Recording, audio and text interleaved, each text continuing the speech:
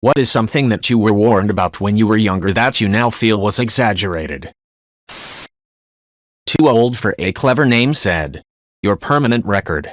I'm 55, and nobody has ever asked me about the time I was sent to the principal's office when I was 16.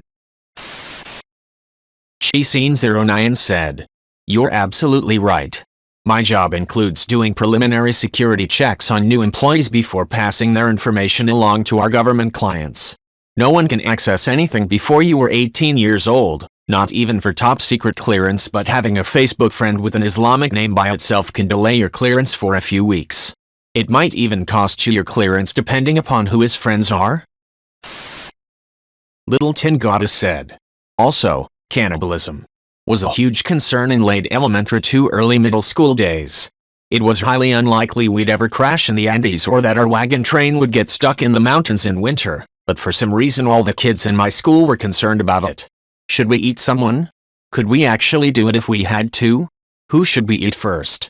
The fat kid will keep, but we don't want the muscular guy to lose too much weight. We were pretty fucked up, I'm now realizing. Decro3000 said. My 8th grade teacher kept telling us how scary high school was and how unprepared we all were. She told us that freshmen were to be hunted at the beginning of the school year.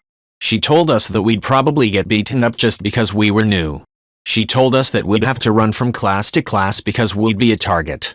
She told us we'd all be back visiting her and saying how sorry we were and how much we miss middle school. Her source was her daughter, who was like 3 years older than us. Fast forward to my first day of high school, I got assigned 2 seniors to show me around the school and be my buddy for the first couple of months. Literally one kid tried to mess with the freshmen and like the whole school was like, dude, what are you doing? Fuck you, Linda. High school was alright and nobody got hunted. Marshall Joe said. I had an identical thing with school in general. Whenever we're on the verge of graduation, elementary school to secondary, secondary school to college, they would always talk about how teachers at the next level would have a tough love, we don't care attitude. There were some elements of truth, but a lot of what they said turned out to be laughably wrong. I think it was just meant to scare the true slackers straight. Galagalifish77 said. When I started my job I didn't have a car. Got off work at 2 a.m., went to the gym, then took the first bus of the day home at 4:30 a.m. A couple of my older coworkers were very upset by this and went to the boss, without speaking to me first, and demanded my schedule be changed. Because they were worried about me. The boss, without speaking to me, went to her boss and got my schedule change approved. I didn't want a schedule change. I have a sleep disorder and have to work at night. And I've been taking the city bus for about 15 years. The safest buses of the day were the first buses of the day. I was told I had to change my schedule and was not given a choice. They said I could switch to day shift, which begins at 5 a.m. So apparently taking the bus home at 4 a.m. is dangerous, but going to work on the bus at 4 a.m. is perfectly safe. Because the imaginary murderers and rapists hiding in the bushes waiting to attack me won't bother someone going to work. They only bother people going home. I think that's their logic. Forced to buy a car because of some nosy bitch who never took a bus in her life and is afraid of the dark SMH. And BTW when a coworker who lived 25 miles away had her car break down for an extended period of time, you know what I did? I went and picked her ass up and took her home every night. I didn't go to the boss and demand her schedule be changed. I live less than 5 miles from work. Interesting how the people who were so concerned about me couldn't be bothered to give me a ride.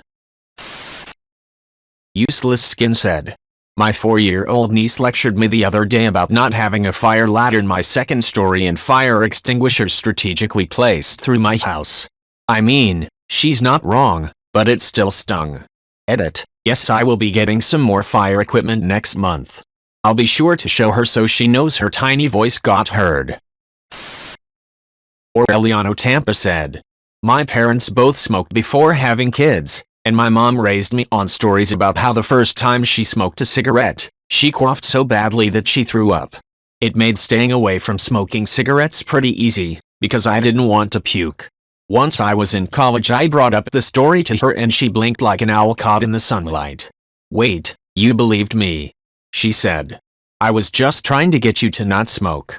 If smoking made me vomit, why do you think I smoked for 15 years? Good job, Mom. Bunnyard said. My mom said some of her friends growing up were told lies like that. One friend was apparently told if she touched herself she would go crazy. My mom told me that this girl did go crazy because she was obsessed with trying to not touch herself. Like after she peed she had to make sure her hands didn't touch anywhere, and this actually drove her crazy. Of course, I don't know if this is true or just a wild exaggeration from my mom, but she did seem sad when she told me that, so I think it might have been mostly true. Captain Canuck 93 said. I once saw it said that gifted students either became doctors, lawyers, or adults with crippling anxiety. Teaching kids to base their self-worth on academic achievement is essentially a high-risk, high-reward maneuver. You might give them the mentality to reach the top of the non-business income earners, but more likely you'll scar them for life when they don't get there and have to live with not being okay with being mediocre. Media Consumer 101 said. Drug dealers. I thought people would force the drugs down my throat until I was a broke addict. I have been offered it a few times in high school, but funny enough they were all very wholesome interactions.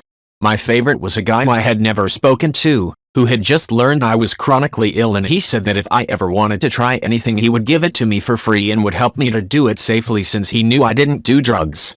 It was just a very pure moment, and I will never forget that look of kindness and concern in his eyes. I've since been around many drug dealers. I think everyone in the Netherlands has, and have never been forced, tempted, or manipulated to do drugs. Free Reflection 25 said.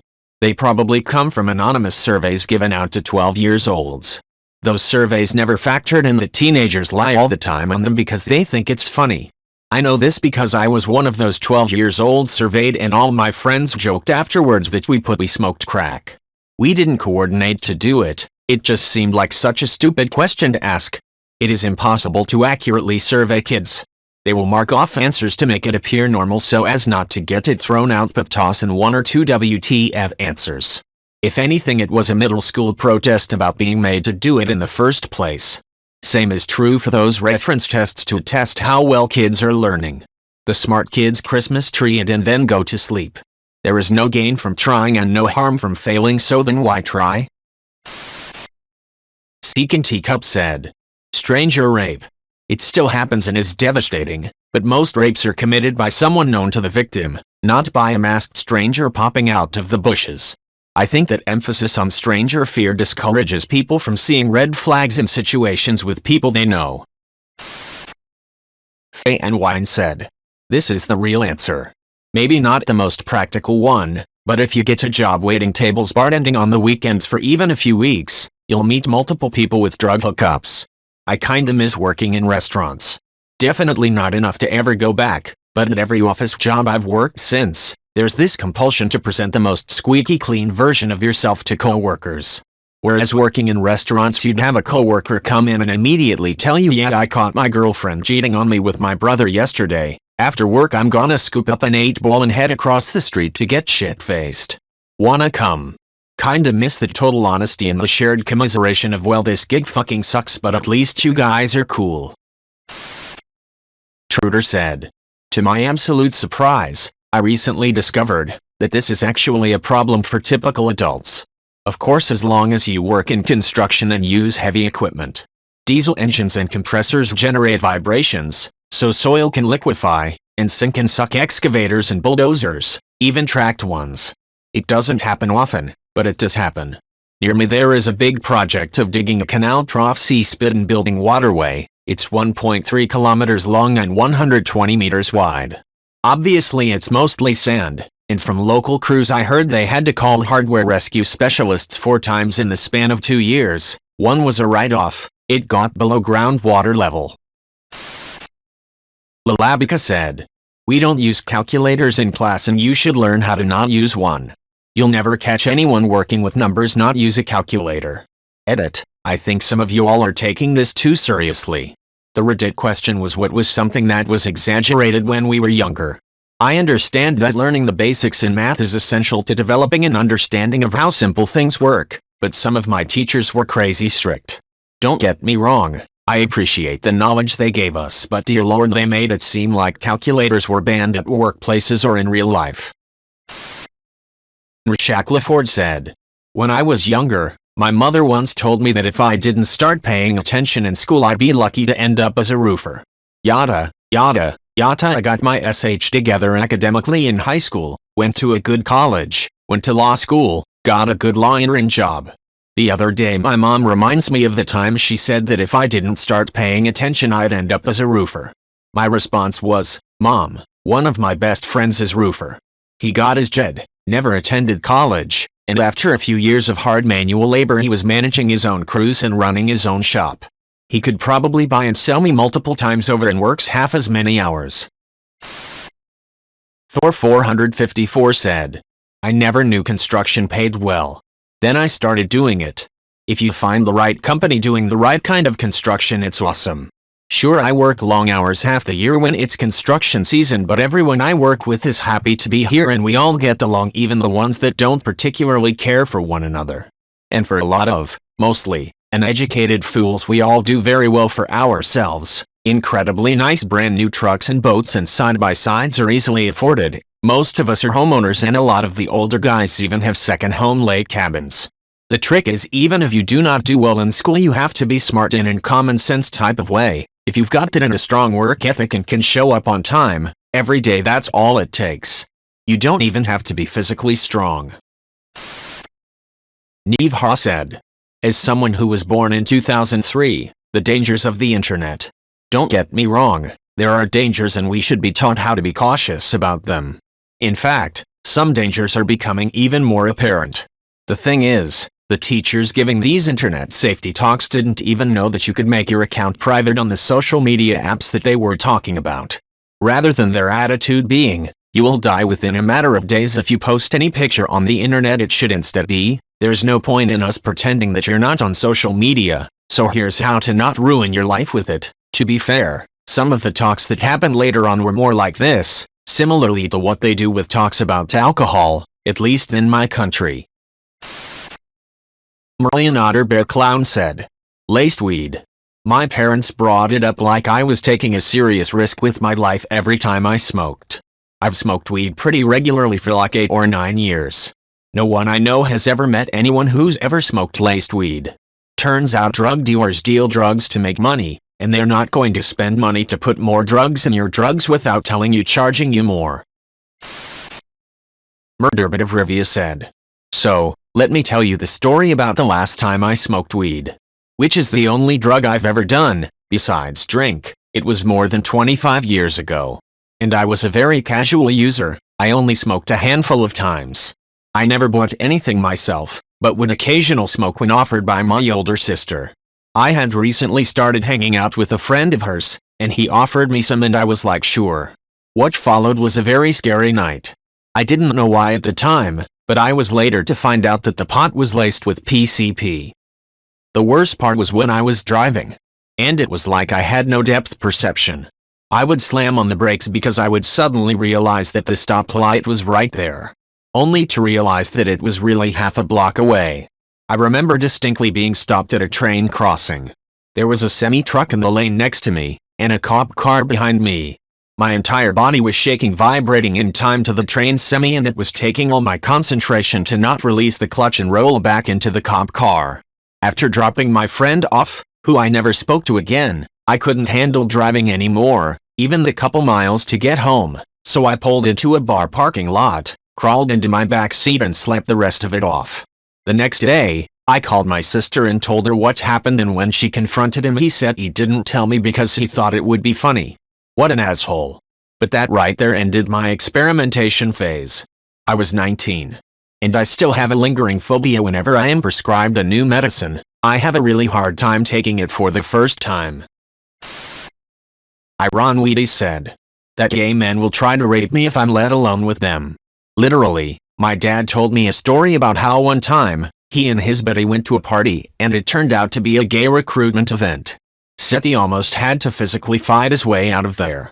He even said a girlfriend of his ended up being let off to a different room with some other girls.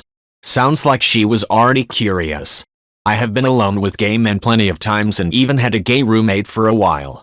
Only got propositioned a couple of times and honestly felt a little offended when I didn't get it on. Know what happens when you say no thank you? They stop asking and go look for someone else. Such a struggle.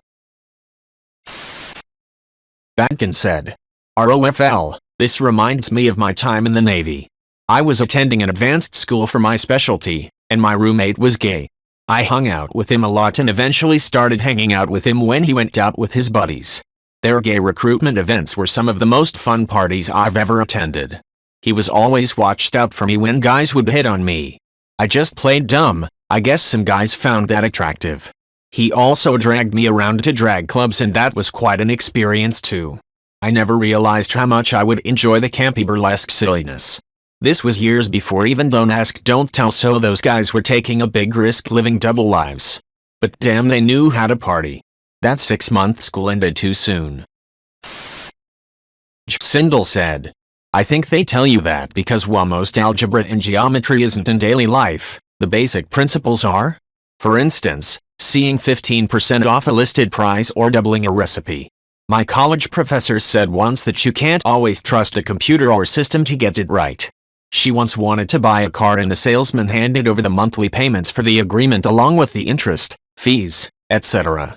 She insisted on taking it home, but the salesman assured her that they had a computer check it. She still took it home, did the math, and realized that the dealership was off. Like way off. She told them and they checked it, finding out it was a glitch or something. She didn't buy the car and the salesman said, well, we would have eventually caught it. But how many people signed it without second thought? And even if they did, they wouldn't have let that extra money go without some more justification. Edit, I think some of you guys are misunderstanding the point. The salesman could have been lying, but the original point remains the same. If most people don't understand how compound interest, or simple interest for percentages or basic principles work, they would sign it away without second thought. If you have some clue how some of that works, it might be a good idea to check it to make sure they're giving you the right numbers, or you're literally handing them money for no reason. This same idea applies to everything. If you don't understand how to apply critical thinking, you might watch Fox News and believe everything. If you don't understand how science works, you might become an anti-vaxxer because somebody told you that they checked it out. Math is the same thing, folks, and there's people who convince other people with bad math or statistics. Shinkao Hayao said. I realized that if I added up school, commuting to school, homework, tutoring, class projects, extracurricular activities, and all the character-building part-time jobs my parents made me work, I was effectively working 12-14-hour shifts 6 or 7 days a week. No wonder I was such a miserable wreck in high school. Now that I'm an adult with an 8-hour work-from-home job, I have so much more free time and so much less stress. TBH, I think adulthood sucked for my parents because they got married, had kids, bought a house and settled into their forever jobs before age 25, and a lot of their friends and family members were doing it at 18 or 20. So at a time in their lives when they could have been enjoying adult freedoms, they were stuck in incompatible marriages, shackled to jobs they hated, and too burdened by debt and childcare responsibilities to even think about trying again. Weasel said. Couple of good ones. Warning, the stuff you pull in elementary school won't fly in high school. Reality, it just won't fly in all of them. Assuming your town is a small town high school, you can do whatever you want as long as the teachers like you. Warning, cheaters never prosper. Reality, I think this one's kind of bull, considering that the best cheaters are never actually caught. Bad cheaters never prosper. Warning, you should always listen to teachers or authority figures. They know what's best for you, and just want to help. Reality, while it obviously doesn't apply to every situation, a lot of authority figures are super well-meaning. Some people, teachers especially, in my high school, just have flat-out bad ideas occasionally. If they're a good teacher, you can let them know that, and they'll improve. If not, you get a certain substitute teacher at my high school who would just single me out endlessly and power trip all the damn time. I told her that she didn't have to talk to me like I was stupid, just because I didn't understand a math problem, one time. Poilithi said. I missed a lot of aspects about it. The community, the access and time given to learn, a bunch of people your age there every day. I do not miss the homework, ever. I do not miss my inexperience and shyness around other people. I don't miss not having control over what I studied or what extracurriculars I was signed up for. I miss that aspect of excitement I had in fall when I was a kid, the ritual of getting ready, chocolate milk breaks. I wish I learned more about the real world. I wish I wasn't so unintentionally sheltered. I'm so glad the internet became big when I was that age, because that was my only way to reduce that sheltered effect. It's a mixed bag. But man, the homework, I never want to do homework again. Sometimes I think I might one day in the future go back to college and finish something, and then I think about the anxiety of homework and I'm like, no way, it's not worth it. Frangiston said. Scrubbers on smokestacks, plus cap and trade did a lot to eliminate that. Unfortunately, in Smoky Mountains National Park, acid rain and snow continues to affect mountaintop ecosystems. This is because acid rain is neutralized the farther it runs downhill over and through rocks, but on mountaintops there's none of the neutralized runoff from further uphill to dilute the acidic rain falling fresh from the clouds. Be careful thinking that because an epic environmental problem you heard about in your youth isn't mentioned as much anymore, means that it wasn't a big deal. It often means that the environmentalists working their asses off to get the message out got enough people to listen and come up with a plan so that we don't have that problem anymore. Disowned by Mother said. Pretty much everything covered in the DARE program was baseless, fear-mongering bullshit. Edit. Oh, and the ridiculous emphasis placed on GPA and getting good grades. Unless you are looking at a full-ride scholarship and are an outlier, you don't need good grades. You need good enough grades. Once you get out of high school, no one will give two shits what your GPA there was or if you passed biology with a C or an A. Once you get out of college, no one will give two shits about your GPA there either. Edit 2. Also, the bullshit line that if because you got suspended that one time in 5th grade you would lose out on job opportunities because even if you did everything right after that moment, an employer would look at your permanent record and see that you were suspended and then throw your application in the trash. The vice principal told my entire class that when I returned to school from a week-long suspension and tried to not so subtly use me as an example to the rest of the class. My shitty writing said. There is actually a small but measurable effect on your metabolism based on when you eat. Source. However, a number of confounding factors mean that this doesn't necessarily mean eating later is always worse. Important questions remain unanswered, such as what is the optimal time of day restricted feeding, period and meal frequency, and under what circumstances. Source. But animal studies do suggest that meal regularity, eat at the same time consistently every day, no matter the time, is better. Source. Whiskey on the Rocks said. How big a risk it was that you'd get pregnant if you ever had unprotected sex. Don't get me wrong. It's a good idea to not have unprotected sex unless you know your partner doesn't have anything nasty and you're actively trying to conceive, but having taken just over a year to conceive our son once we were actively trying to time things right, etc. and having friends who have been trying for years with no luck, it's not quite as big a chance as I grew up thinking it would be. Obviously, for some people it can happen first time, that's how chance works, but in general, especially once you're a bit older, it can be a lot less likely than you'd think. Mad Guy 67 said. Computers are the future, they are, but they have gotten so easy to use even pure idiots use them, and IT is so saturated you make jack shit unless you're a network engineer or infrastructure. Or how about drugs? Never once has some heavy metal looking weirdo missing teeth come from the shadows of an alley, it's always been some clean-cut party kid from a college with rich parents, and that kid was on Ritalin. If today is what McGruff calls take a bite out of crime and DARE is really true, then don't trust any shaved head fuckbee in a Mercedes that he's clean. Oh, and how about this ball of fun? We had sexual predator training when I was a wee one, presented as if someone touches you in a way you don't like, say no, seems that worked about as well. As I know some victims. Yeah, schools would be better off teaching actual useful skills, think creating a budget, our fucked credit system, and cynicism. Qual79 said.